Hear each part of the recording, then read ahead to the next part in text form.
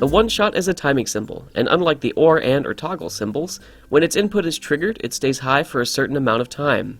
You can think of it kind of like a stopwatch. There are several ways to get a ONESHOT into your program, the first of which is to click the logic folder under the program view, type in the speed key OS, and hit enter. This populates the logic folder with a ONESHOT symbol.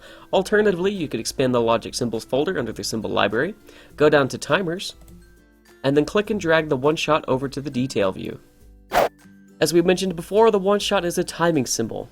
When the trig input of the ONESHOT is pulsed high, the output of the ONESHOT goes high for the amount of time specified in the pulse time parameter.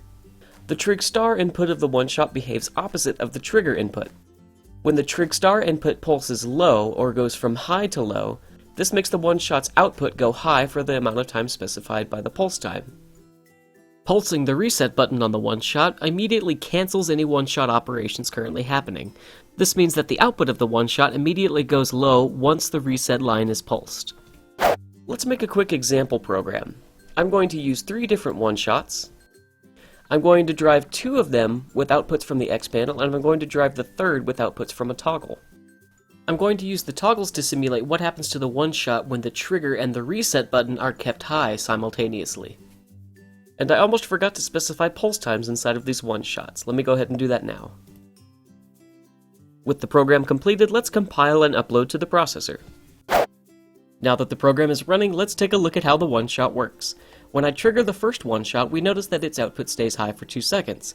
When I trigger the second ONESHOT, we notice that its output stays high for 3 seconds. And now the third ONESHOT's a little different because we're feeding the trigger and reset with a toggle. So when I press and release the trigger button, we effectively pulse the trigger of the ONESHOT, and we notice that its output stays high for 5 seconds. Now I can leave the trigger turned on, and the ONESHOT will still stay high for 5 seconds. Now what happens if I leave the trigger turned high and then press the reset right in the middle of it? Well, we notice that the output of the ONESHOT goes low, but then once I let go of the reset button, the output of the ONESHOT starts over again, effectively re-triggering it. And it doesn't matter whether or not the ONESHOT was running in the first place. If the trigger is still high when we press the reset button, it automatically re-triggers the ONESHOT. You can use the ONESHOT when you have a device that needs to be pulsed for a certain amount of time.